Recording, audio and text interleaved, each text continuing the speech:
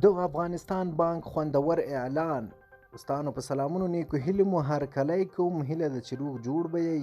ویډیو را سره تر پای وګورئ او زموږ چینل سبسکرایب کړئ.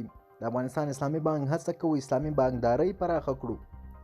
د افغانستان بانک هڅه کوي په دې هیواد کې اسلامي بانکداري پراخه کړي. د افغانستان بانک له لوري په خپره شوې خبرپاڼه کې راغلي چې په همدې موخه د افغانستان بانک لپاره د طالبانو د دویم مرستیال عبدالقادر احمد مشرۍ غونډه جوړه شوې. د خبرپاڼې له مخې په یاده غونډه کې ښاغلي احمد وویل چې د افغانستان بانک په هیواد کې د اسلامي بانکوالۍ پراختیا ته ژمن دی او کولی شي د دې برخې د پراختیا لپاره د خصوصي بانکونو لپاره اړینې اسانتیاوې رامنځته کړي.